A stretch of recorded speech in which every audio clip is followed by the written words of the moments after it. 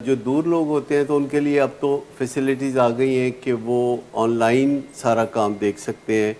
پوری دنیا میں بہت سارے لوگ اس طرح ہی فائدہ اٹھاتے ہیں کہ وہ آن لائن دیکھتے ہیں اور پھر جو ریکارڈ بنتا ہے اس کو دیکھتے ہیں، اور آپ کی جو پریویس لائف سٹائل ہے اس کو بدلنے کی ضرورت آپ محسوس کرتے ہیں، لیکن وہ آسان نہیں ہے۔ بغیر سٹرکچر کے، بغیر سپورٹ کے وہ ہو نہیں سکتا، کیونکہ آپ کی زیادہ تر جو زندگی گزری ہے وہ اس میں کچھ اور چیزیں بھری ہوئی ہیں، اور جو لائف سٹائل آپ کو ریکوری کے لیے بتایا جاتا ہے، علاج کے لیے بتایا جاتا ہے یا زندگی بچانے کے لیے بتایا جاتا ہے، وہ ذرا اس سے مختلف ہے۔ جیسے کوئی آپ کو ڈائبٹیز کا بھی سامنا ہے تو اس کے لیے ایک اسپیشل لائف سٹائل ہے کہ آپ اس طرح حلوہ، مٹھائی، کھیر اس طرح نہیں کھا سکتے، آپ کو انسولین لگانے کی ضرورت ہے، آپ کو واک کرنی ہوگی، آپ کو سٹریس سے بچنا ہوگا۔ یہ ساری چیزیں اسپیشل ہیں جو کہ ہمارے ہاں زیادہ سے زیادہ 1% لوگ ہوں گے جن کی زندگی ایسی ہوگی۔ تو آپ کو یہ اسپیشل زندگی اب بائی چوائس لینی ہے۔ ویسے تو لوگ ڈائبٹیز کے بغیر بھی یہ سب کچھ کرتے ہیں، لیکن آپ کو ڈائبٹیز کی وجہ سے کرنی ہے، تو اس کو ہم کہتے ہیں سٹرکچر۔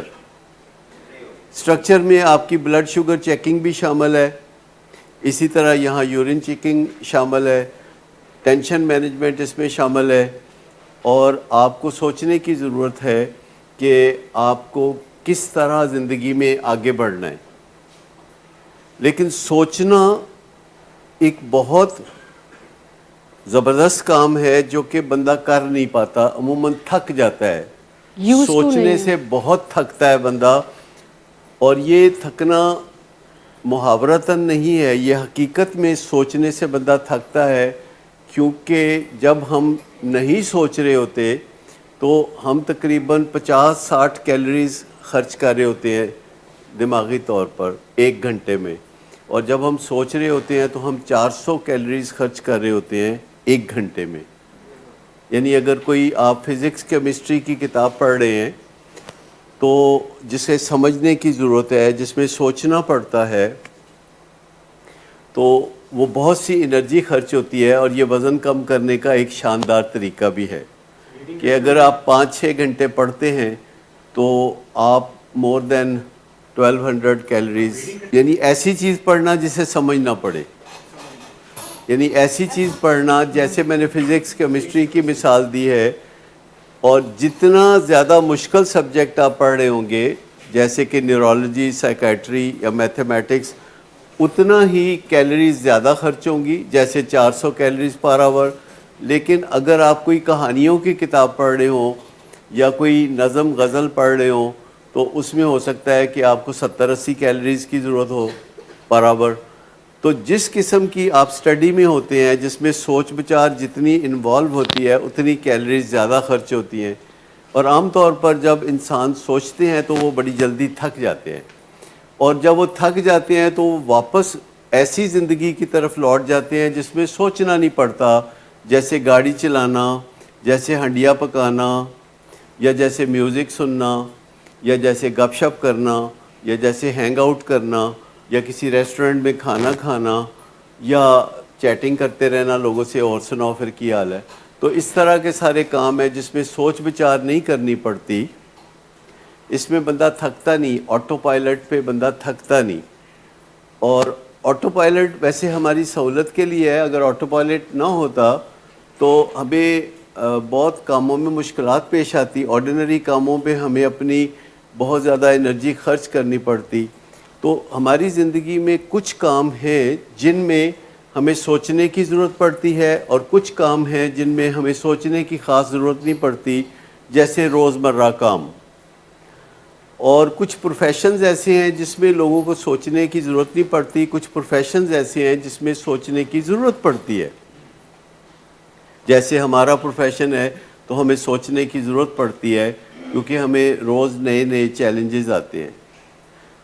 تو ہم جب زندگی گزارتے ہیں روزمرہ تو کب ہمیں سوچنے کی ضرورت ہوتی ہے اور کب ہم آٹو پائلٹ پہ جا سکتے ہیں؟ آپ میں سے کوئی بتا سکتا ہے کہ ہمیں کیسے پتہ چلے کہ اس وقت آٹو پائلٹ کی بجائے ہمیں سوچنے کی ضرورت ہے. ایک ہنڈیا پکانا، گاڑی چلانا، اس میں سوچنے کی ضرورت نہیں.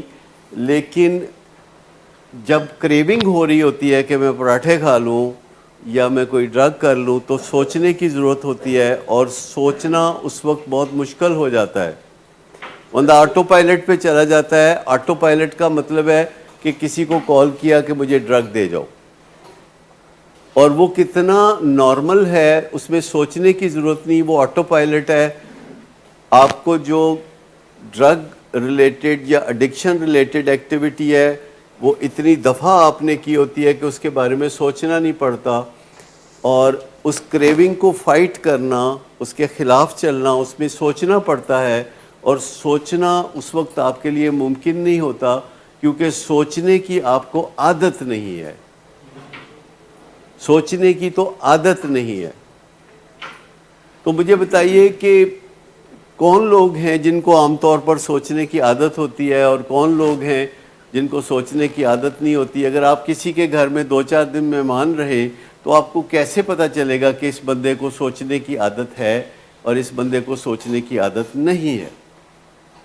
کسی کے گھر 2-4 دن اگر آپ مہمان رہیں تو آپ کو کیسے پتہ چلے گا کہ اس بندے کو سوچنے کی عادت ہے کہ نہیں ہے؟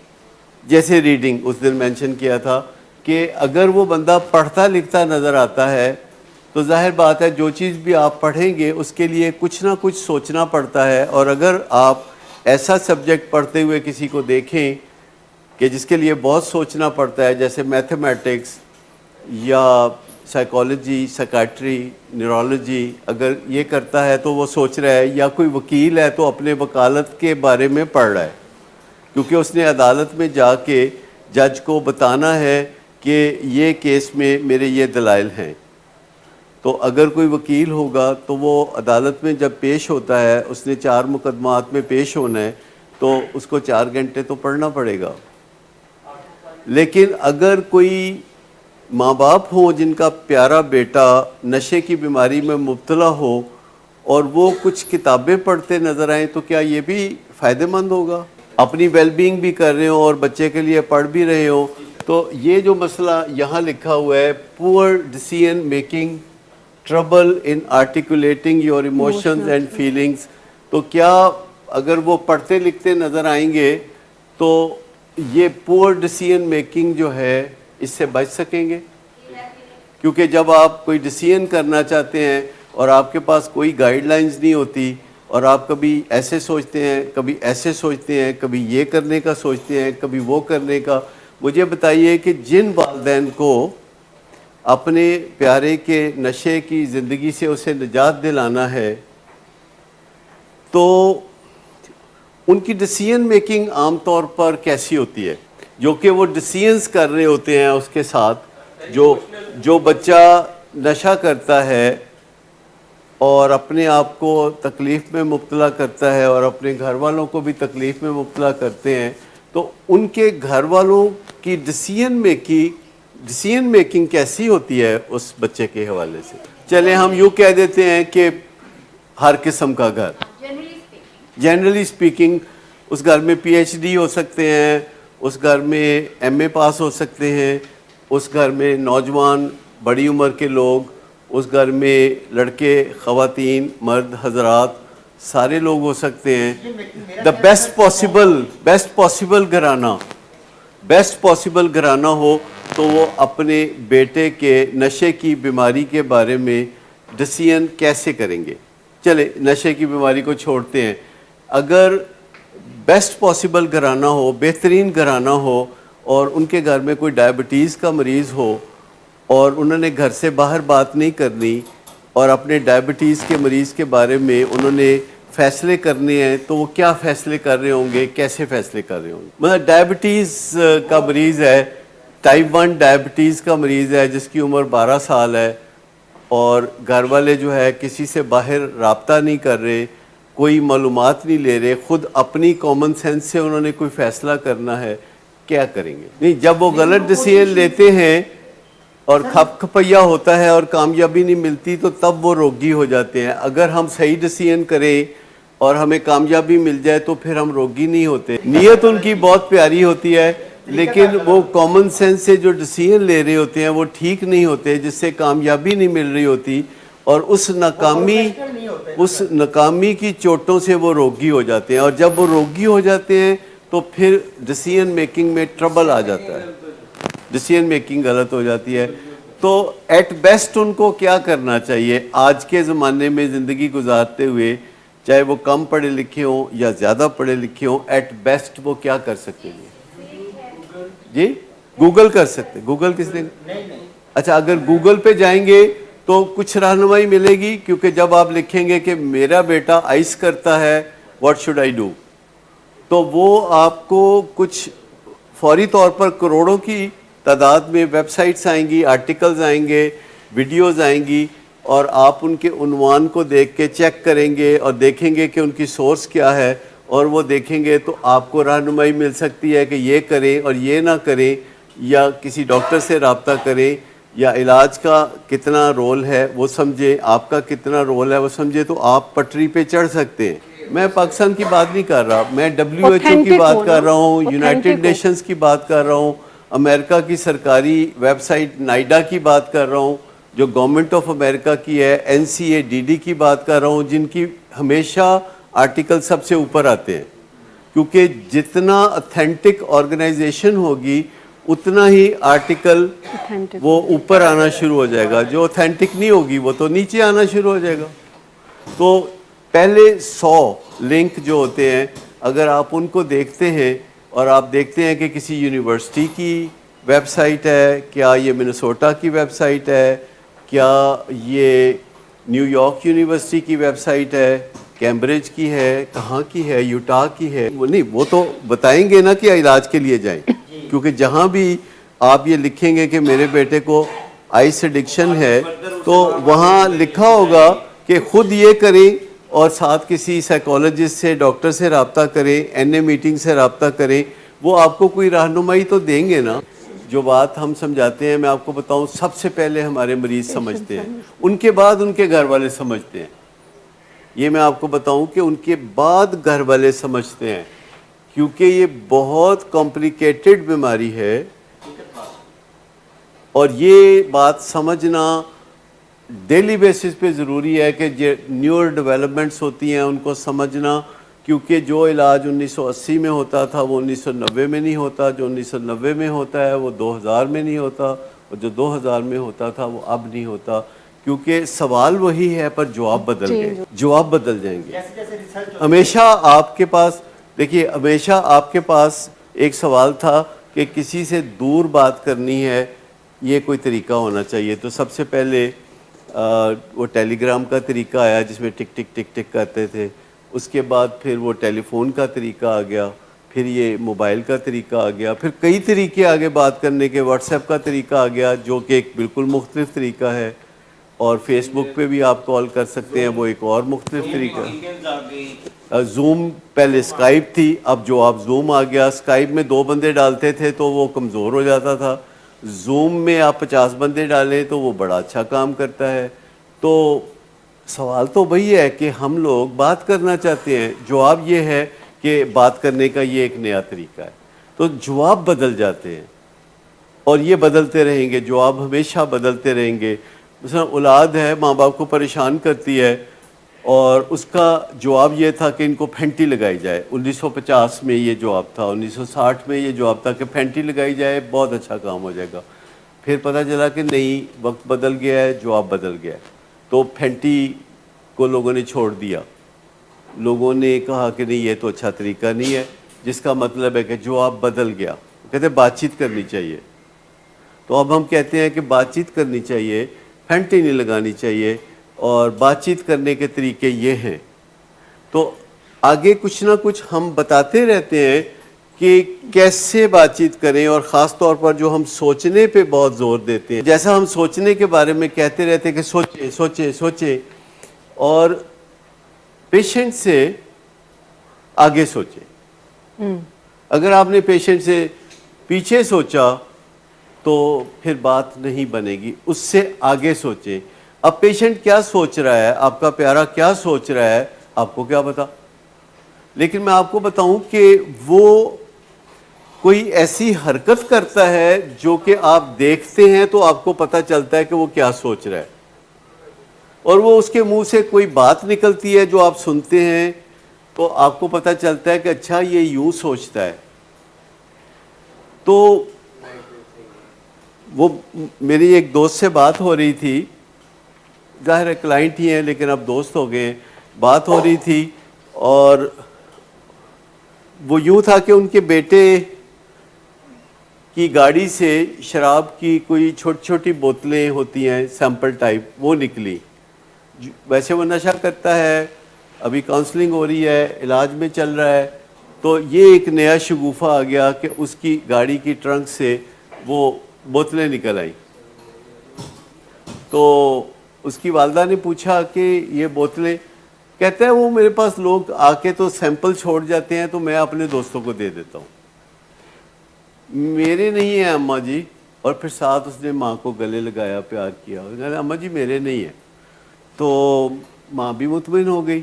اب آپ مجھے بتائیے کہ ان کی والدہ کو کیا سوچنا چاہیے تھا اس سٹیٹمنٹ سے کہ کچھ لوگ یہ مجھے سیمپل دے جاتے ہیں اور میں وہ آگے دوستوں کو دے دیتا ہوں. اب یہ بات جو اس نے کی ہے اور آپ کے کانوں نے سنی ہے، تو اب آپ اپنے دماغ پہ زور دے کے بتائیں کہ آپ کو کیا سوچنا چاہیے اپنے بیٹے کے بارے میں. سیمپل تو کیوں دیتے ہیں آپ کو بھائی؟ تعلق تو چلو ہو گیا، سلام دعا ہو گئی، پر تانوں یہ سیمپل کیوں دے جاندے ہو؟ ہے کہ یہ اس کی اپنی ضروریات پوری کرنے کے لیے کسی سے مانگی ہیں اس نے، اور اس نے کسی کو نہیں دینی، وہ اس کی اپنی ہے. مجھے بتائیں جب بھی کسی ایڈکٹ کی پوزیشن سے کوئی نشہ نکلتا ہے تو وہ کس کا ہوتا ہے؟ اور فیملی کو پر وہ کہتے ہیں یہ ندیم نور کا ہے، میرے دوست کا رہ گیا، یا یہ پرانا پڑا ہوا ہے، پرانا، یہ پرانا پڑا ہوا ہے، یہ بہت بہت پرانا، بہت پرانا. ٹھیک.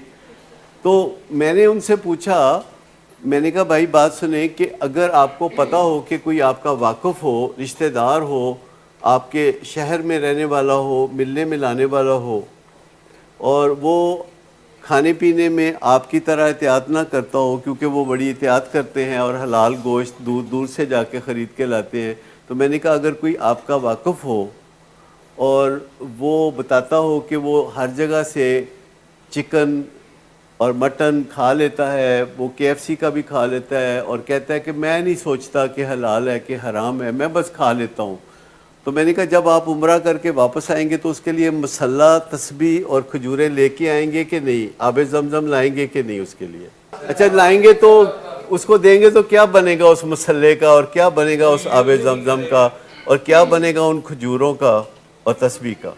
جی وہ یوز ہی نہیں کرے گا، تو پھر آپ اس کے لیے نہیں لائیں گے، کیونکہ اس کے کسی بات نے، کسی بیہیویئر نے آپ کو بتا دیا ہے کہ اس کے دماغ میں یہ چیزیں نہیں ہیں، تو پھر آپ اس کے لیے نہیں لائیں گے. تو جب آپ نے سوچنا ہوتا ہے تو اس سے آپ نتائج اخذ کر سکتے ہیں کہ میرا بیٹا جو کہہ رہا ہے، میرا بیٹا جو کر رہا ہے، یہ جتنے بجے آ رہا ہے اور جتنے بجے جا رہا ہے، اور کون اس کو ملنے آ رہا ہے اور کس کو ملنے یہ جا رہا ہے، تو آپ کو اس کے جو بیہیویئرز ہیں، جو اس کے رویے ہیں جنہیں ناپا جا سکتا ہے، جنہیں تولا جا سکتا ہے، ان سے اندازہ ہو جائے گا کہ یہ سوچتا کیا ہے اور محسوس کیا کرتا ہے.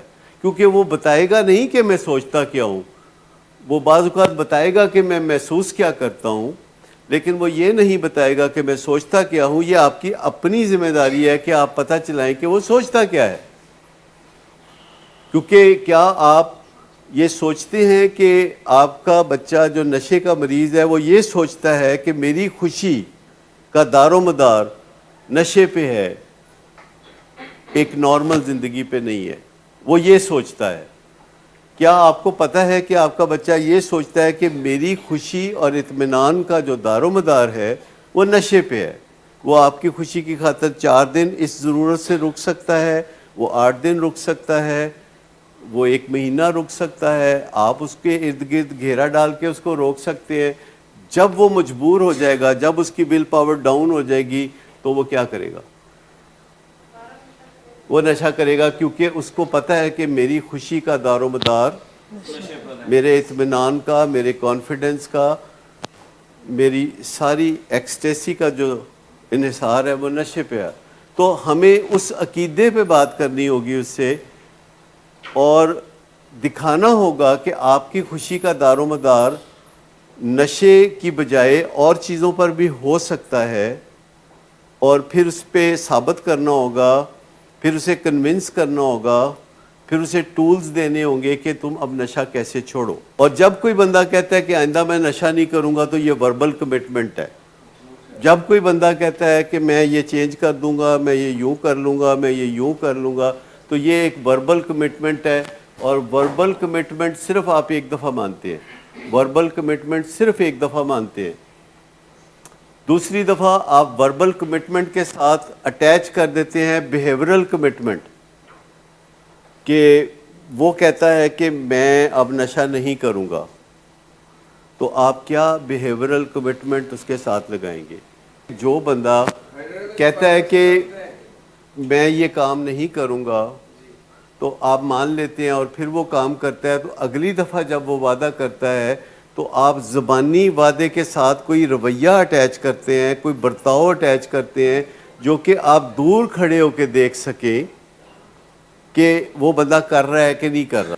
لیکن اگر ایک دفعہ کا نتیجہ نہیں نکلتا تو پھر آپ کوئی برتاؤ اٹیچ کریں گے. میں ریس کورس پارک میں واک کر رہا تھا چند دن پہلے, ایک صاحب مجھے آ کے ملے, کبھی وہ مجھ سے آگے نکل جائیں, کبھی وہ مجھ سے پیچھے ہو جائیں, تو مجھے ان یوزول سا لگا کہ یہ کیا کر رہے ہیں, کہ کبھی یہ میرے آگے چل رہے ہیں, کبھی یہ میرے پیچھے چل رہے ہیں, اور کبھی سوچ رہے ہیں, کبھی میری طرف آتے ہیں پھر پیچھے چلے جاتے ہیں. تو میں نے ان کو خود بلا کے کہا کہ میں نے کہا آپ کو کیا مسئلہ ہے, آپ مجھ سے کوئی بات کرنا چاہتے ہیں؟ ایسا بہت دفعہ ہوتا ہے.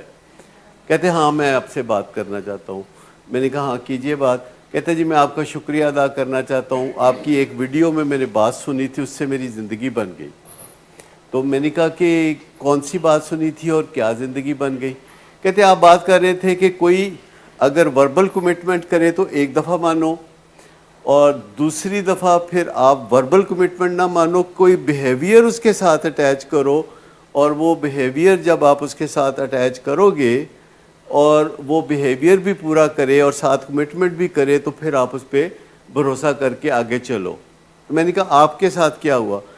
کہنے لگا انفارچونیٹلی میری بیوی جو ہے وہ گمراہ ہو گئی تھی, اور اس نے کسی سے ناجائز تعلقات بنا لیے تھے, اور میرے 4 بچے ہیں, اور میں پریشان تھا, اور میں ایک دن آپ کی ویڈیو دیکھ رہا تھا اور یہ باتیں سن رہا تھا, اور میں سوچ رہا تھا کہ اپنی بیوی کو میں طلاق دے دوں یا میں اس کے ساتھ آگے چلوں. تو میں یہ ساری باتیں سوچ رہا تھا, تو میں نے آپ کی ایک ویڈیو دیکھی, تو اس میں تھا کہ اگر کوئی کمٹمنٹ کرتا ہے اور آپ اس کے ساتھ بیہیورل کمٹمنٹ شامل کرتے ہیں کہ تم مجھے دکھاؤ گی ڈیلی بیسس پہ کہ تم یہ کرو گی, تو میں نے ڈیزائن کیا ایک پروگرام جو انہوں نے بتایا, کہ میں نے اسے کہا کہ دیکھو تم نے یہ سب گڑبڑ کر دی ہے, میرے پاس 2 راستے ہیں, یا تو ہم راستے جدا کر لیں, یا پھر میں تم سے پوچھتا ہوں کہ تم نے آئندہ کیا کرنا ہے. تو اس نے کہا کہ میں آئندہ اس سے باز رہوں گی, میں اپنی زندگی کو بدل لوں گی. تو کہتے ہیں میں نے اسے کہا کہ یہ تمہاری وربل کمٹمنٹ ہے, اس کے ساتھ کوئی بیہیورل کمٹمنٹس کرنے کے لیے تیار ہو؟ اور اس نے کہا کہ ہاں میں تیار ہوں. تو اس نے کہا کہ اچھا دیکھو تم 5 وقت نماز پڑھنا شروع کر دو, بندہ نماز کوئی نہیں پڑھتا, تم 5 وقت نماز پڑھنا شروع کر دو, تم سفید کپڑے پہننا شروع کر دو, تم میک اپ کرنا بند کر دو, اور تم الہدا روزانہ جانا شروع کر دو. ابھی مطلب ہے یہ تو وہ اپنے ذہن سے سوچ رہا تھا, اور اس نے کہا کہ میں نے اسے یہ کہا تو اس نے 1 منٹ سوچا اور کہا کہ ہاں میں یہ سب کروں گی.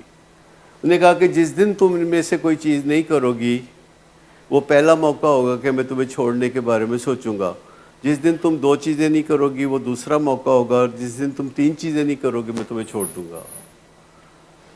اور پھر ہم بیٹھ کے تو وہ گول گپے کھانے لگے, وہاں اس میں بڑے مزیدار چنے تھے, بڑی مزیدار چٹنی تھی, اور ہم بات چیت کرتے کرتے میں نے ان سے بہت سیکھا.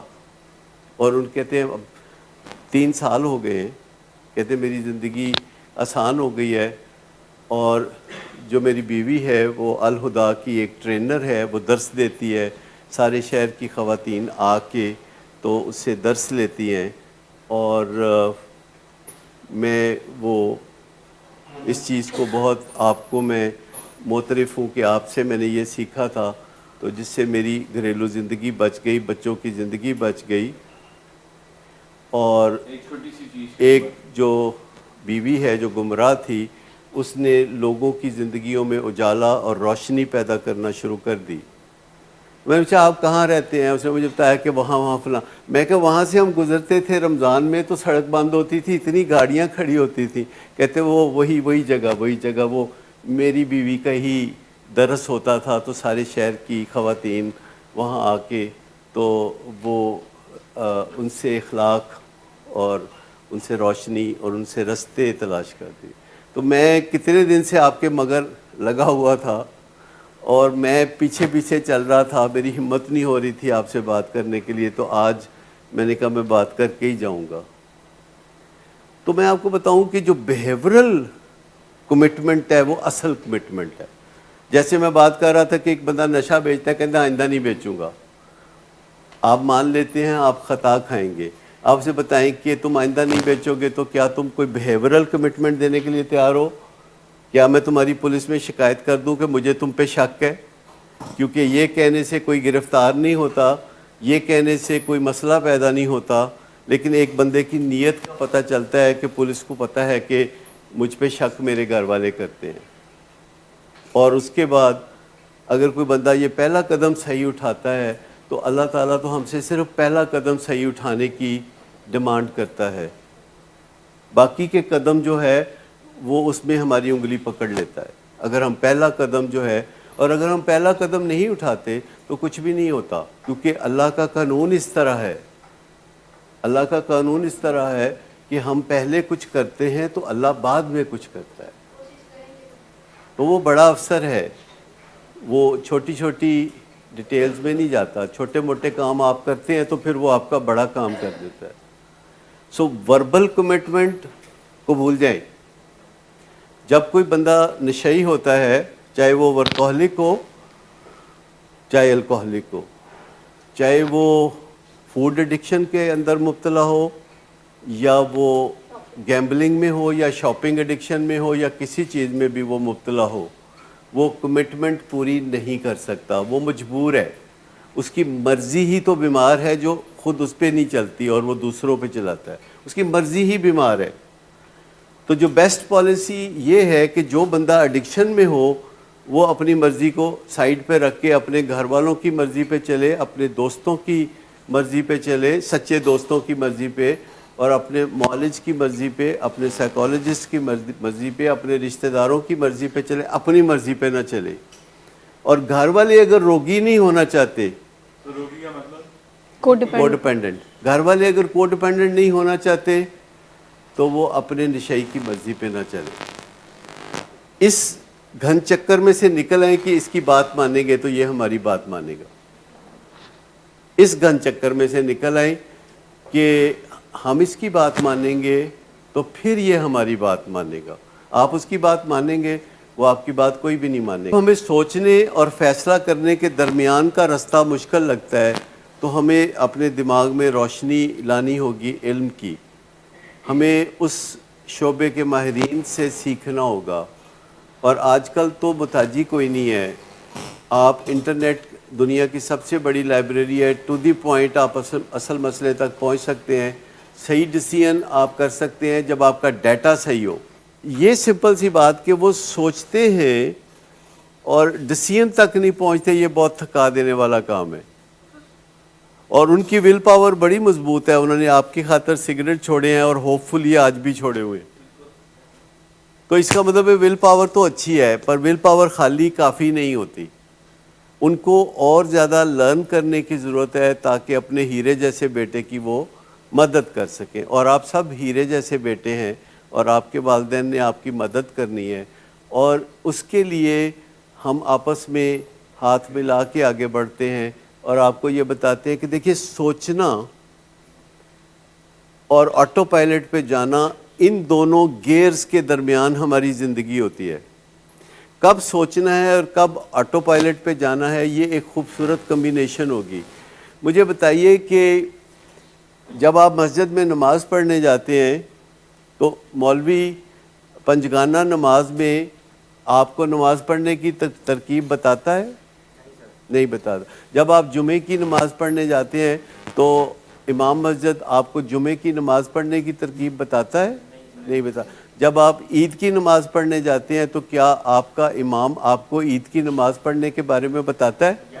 تو جو کام ہم کبھی کبھی کرتے ہیں اور جو کام ہم روز کرتے ہیں اس کا فرق آپ کو سمجھ میں آ گیا کہ جو کام ہم روز کرتے ہیں اس میں سوچنے کی ضرورت نہیں. اگر آپ نے مٹن کڑھائی بنانی ہے اور آپ بہت اچھی کوک ہیں تو آپ کو سوچنے کی ضرورت نہیں.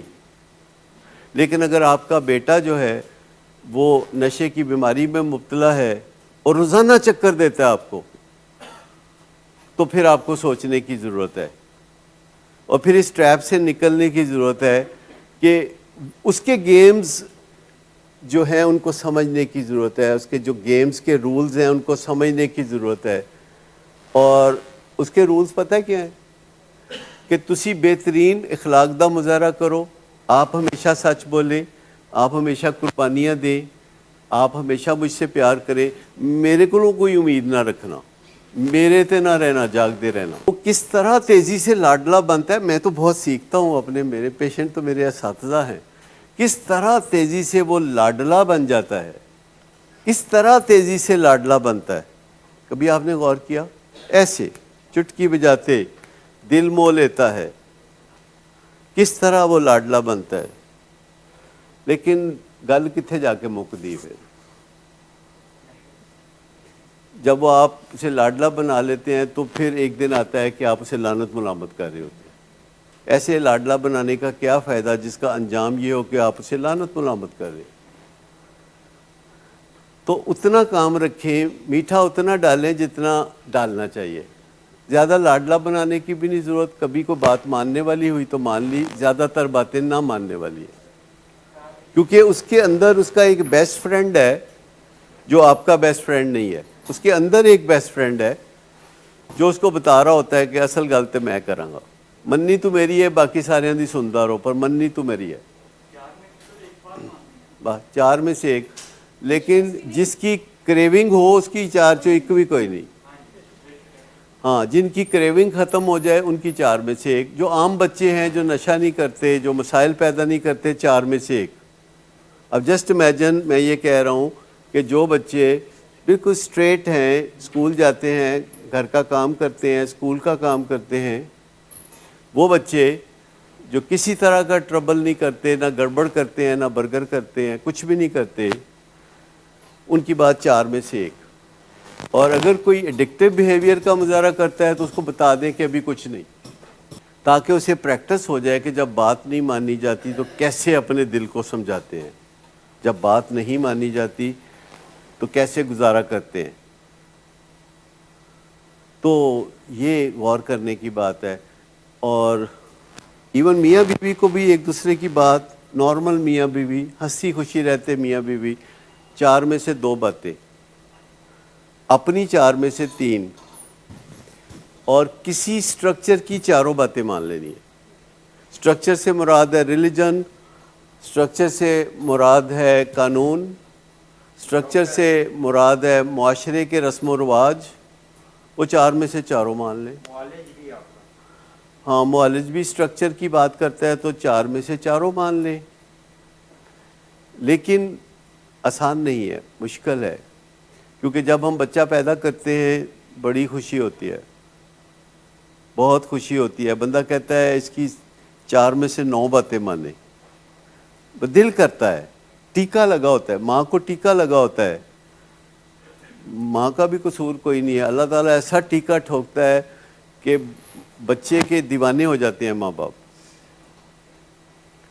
تو بس وہ جو ٹیکا ہے بچوں کو نہیں لگا ہوتا، اس لیے آپ دیکھیں ان کو ماں باپ کی کوئی خاص پرواہ نہیں ہوتی، کوئی خاص پرواہ نہیں ہوتی. وہ اپنی زندگی کے بارے میں سوچ رہے ہوتے ہیں، اپنی خوشیوں کے پروگرام بنا رہے ہوتے ہیں. ان کو کوئی پتہ نہیں ہوتا کہ ماں باپ جیتے ہیں مرتے ہیں، وہ دکھ میں ہیں وہ سکھ میں ہیں، ان کے اندر وہ ٹیکہ ہے ہی نہیں. جب ان کی شادی ہوگی، جب ان کے بچے ہوں گے تو پھر ان کو ٹیکہ لگ جائے گا. اور ٹیکہ بیسیکلی ماں کو لگتا ہے، اثر باپ کو بھی ہوتا ہے، کیونکہ وہ ماں کے قریب ہی کہیں پھر رہا ہوتا ہے. جو ہی بچوں کے بچے ہوتے ہیں اس دن وہ اپنے ماں باپ کو کم از کم ایک بدلی ہوئی آنکھ سے دیکھنا شروع کر دیں.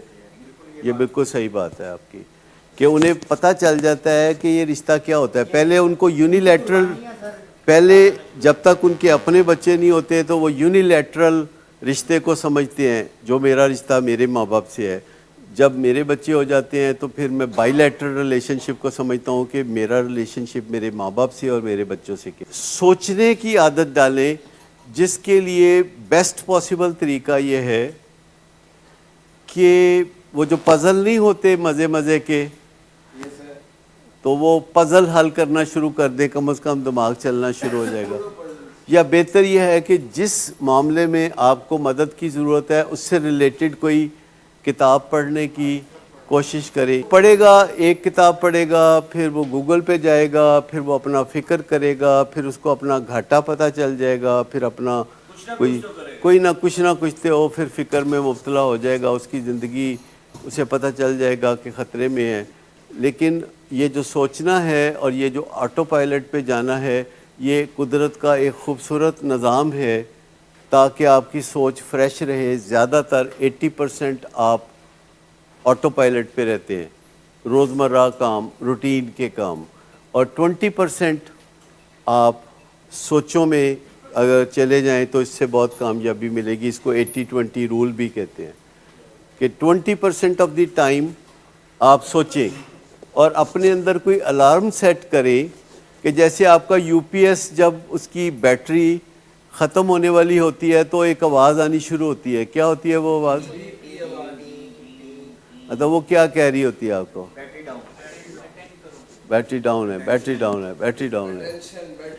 تو پھر اگر آپ کو کوئی ایسا الارم سیٹ کرنے کا موقع ملے کہ وقتاً فوقتاً آپ کو آواز آنی شروع ہو جائے T T T T T T, تو آپ سوچیں کہ سوچنے کا ٹائم ہے، سوچنے کا ٹائم.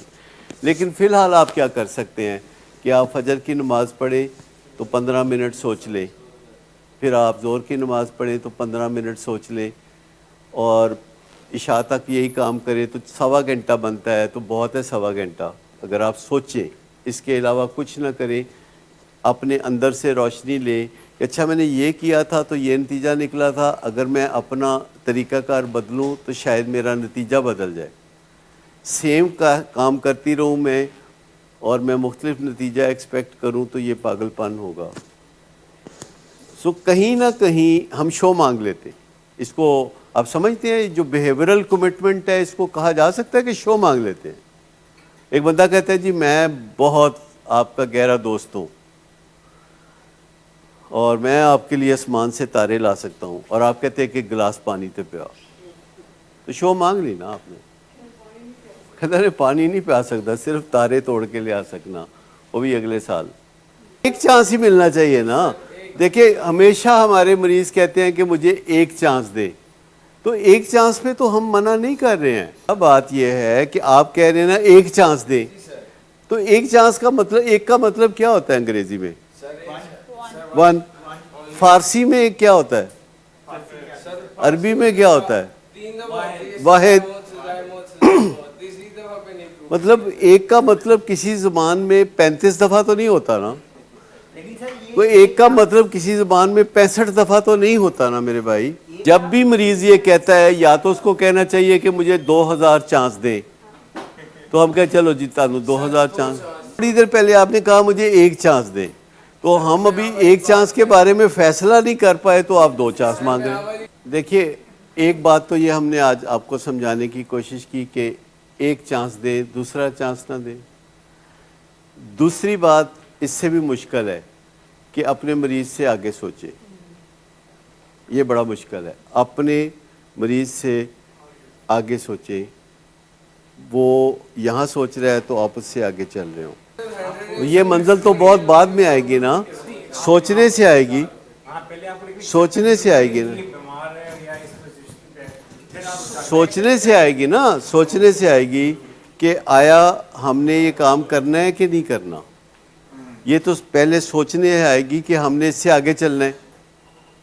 اگر آگے چلیں گے تو مسئلہ حل ہو جائے گا، اگر اس کے پیچھے چلیں گے تو مسئلہ لٹکا رہے گا. آگے چلنے کے لیے ہمیں مریض کے دماغ میں جھانک کے دیکھنے کی ضرورت ہے کہ وہ کہاں کھڑا ہے اور کیا سوچ رہا ہے. تو مجھے بتائیے کہ اس میں کوئی مشکل ہے آپ کے لیے یہ جاننا کہ ہمارا مریض کیا سوچ رہا ہے؟ آپ کا مریض کیا سوچ رہا ہے؟ آپ کا مریض یہ سوچ رہا ہے کہ میری خوشی کا جو انحصار ہے، میری خوشی کا جو دار و مدار ہے، وہ کسی نہ کسی نشے پہ ہے جو کبھی نہ کبھی میں کر سکوں، کسی نہ کسی نشے پہ ہے جو کبھی نہ کبھی میں کر سکوں. اور آپ نے اس ایک بات پہ اس سے کمٹمنٹ لینی ہے جو کہ بیہیورل کمٹمنٹ ہو، آپ روزانہ دیکھ سکیں. مثال کے طور پر آپ کہتے ہیں کہ جی آپ روزانہ فالو اپ گروپ اٹینڈ کیا کریں. وہ کہتا کوئی ضرورت نہیں، وہی گلاں کر دے لیں، وہ فلانا بھی نہیں آندا، فلانا بھی نہیں آندا، فلانا بھی نہیں آندا. ہاں، اور فلاں دا نہیں گروپ تے فلاں دا من تسی ویسے علیحدہ سیشن لے دیو، وہ جو 1-to-1 سیشن ہے نا وہ مجھے فلاں کا لے دیں.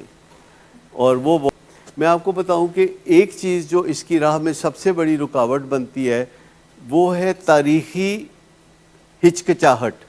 مطلب ہوا اس کا ہچکچاہٹ، بات کرنے میں ہچکچاہٹ جو تاریخی طور پر انسان کو ورثے میں ملی ہے. تاریخی ہچکچاہٹ. مجھے بتائیے کہ کسی سے رستہ پوچھتے ہوئے آپ کیا محسوس کرتے ہیں؟ ہچکچاہٹ. کیا پرابلم ہے بھائی؟ ہچکچاہٹ ہماری فطرت میں بھری ہوئی ہے، لہٰذا ہم اپنے مریض سے سچی بات نہیں کر سکتے، ہمیں ہچکچاہٹ ہے. یہ جو میں کہہ رہا تھا کہ ماں نے وہ بوتلیں دیکھیں تو مجھے 2 دن لگے ماں کے ساتھ یہ بات کرتے ہوئے کہ آپ نے اس بارے میں بات کر لینی ہے بیٹے سے. انہوں نے کہا جی میں کر لوں گل. میں کہا جی کر لو گل. تو پھر انہوں نے کہا کہ ناراض تو نہیں ہوئے گا؟ میں کہا مینوں نہیں پتا، کر لواں گل کہ نہ کراں؟ تو میں نے کہا کر لیں، سادہ لفظ. کہتی کس طرح کراں گل؟ میں کہا گھر چ کیڑی زبان بولتے ہو؟ انہوں نے کہا جی پنجابی بولنے ہیں. میں کہا پنجابی چ کر لو. پھر وہ کہنے لگی کہ جی وہ ابے نوں پتہ لگ گیا تو وہ بڑا اپسیٹ ہو جائے گا، وہ تو ویسے ہی وہ نہیں بولتا کئی دن، تے اے سن کے تو وہ بولے گا نہیں. ایسا ہوتا ہے نا گھروں میں کہ ابے نوں پتہ لگ گیا تو چلو ابے کو لکا لو تے ماں پردہ رکھ لے. یہ ہچکچاہٹ، گڑبڑ گھٹالا، کانفیڈینشیلٹی، سیکریسی. ابھی تھوڑی دیر پہلے مجھے کراچی سے کسی کی کال آئی اور ایک میٹنگ جو ہے وہ میرے ساتھ کوئی خاتون رکھنا چاہ رہی تھی اپنے بیٹے کے علاج کے بارے میں جس کے حالات بہت خراب ہیں. اور نے بتایا کہ ہم بہت وہ ممتاز فیملی سے تعلق رکھتے ہیں، کانفیڈینشیلٹی ہوگی.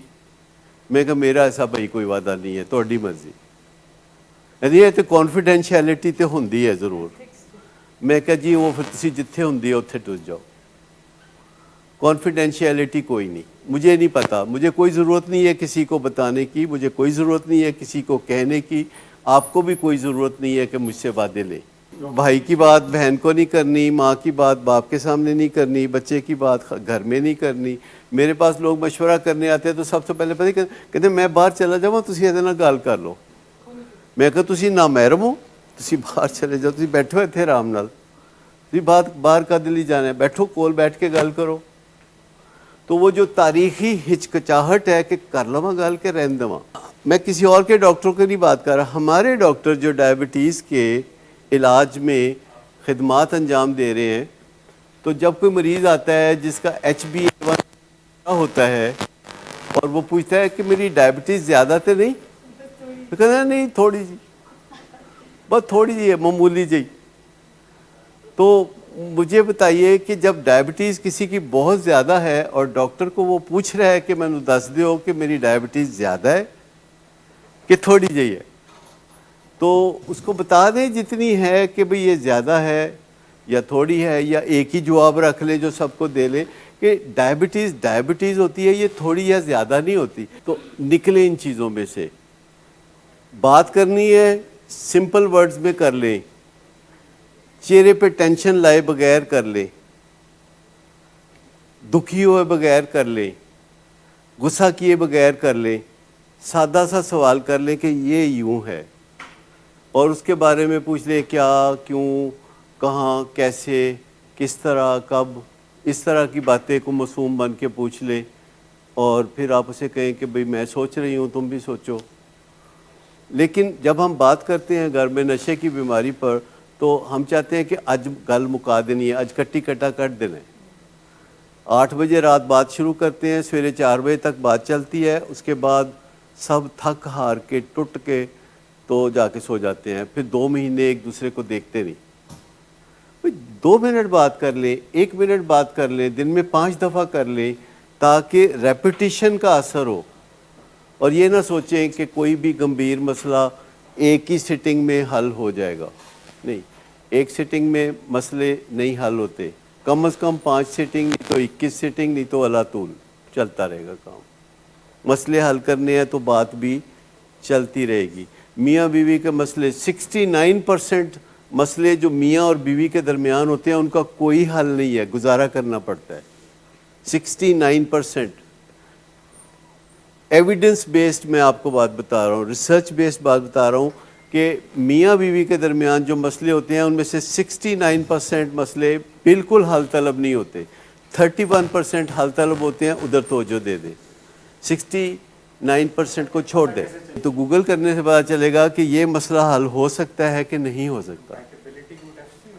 کئی چیزیں ہیں جن میں آپ کو پتہ چل جائے گا کہ یہ مسئلہ حل ہو سکتا ہے, یہ حل نہیں ہو سکتا. آپ کو کہیں نہ کہیں ہنچ ہوتی ہے, لیکن ہم ادھر زیادہ ٹکریں مار رہے ہوتے ہیں جو حل نہیں ہونے, ادھر کوئی کوشش نہیں کر رہے ہوتے جدھر حل ہونا ہوتا ہے. کلیئرٹی, لیکن کلیئرٹی حاصل کرنی ہے تو آپ کو تلاش کرنی پڑے گی, آپ کو تلاش میں نکلنا پڑے گا. اینڈ ہم سب بہت لکی ہیں کہ ہم اس زمانے میں جی رہے ہیں کہ ہماری تلاش 1 گھنٹے کے اندر اندر ہمارا دماغ روشن کر سکتی ہے. نیگوشیشن ہے نا جو سیکھنے پڑیں گے. کوئی سائلنٹ ہے تو اس کو بلانا پڑے گا, کوئی سائلنٹ ہے تو کیسے بات کریں کہ وہ بولے, اس کا خوف کیا ہے وہ نکل جائے. کیا وہ سٹون والڈ ہے یا وہ خاموش رہ کے تو اپنی کھال بچا رہا ہے. تو بہت سارے طریقے ہیں. جب بات کی جائے گی تو یہ ایک فیلڈ ہے جسے ہم کہتے ہیں crucial conversation, crucial confrontation, negotiations. تو بے شمار چیزیں ہیں, اسرٹیونیس سیکھنی پڑے گی, اور اس سے آپ کی کوالٹی آف لائف بہتر ہوگی, آپ کے مسئلے بھی حل ہوں گے, آپ کا مریض بھی ٹھیک ہوگا. لیکن آپ کو اس سفر پہ چلنا پڑتا ہے, اور سفر جاری رہتا ہے. آپ کی زندگی خوبصورت ہوتی رہتی ہے, اس میں آپ کو کوئی پرابلم ہے. اگر آپ اس سفر پہ کبھی محسوس کریں کہ خسارے میں چلے گئے ہیں تو ہمیں آ کے بات کریں, پوچھیں کہ یہ تو آپ تو کہتے تھے فائدہ ہوگا.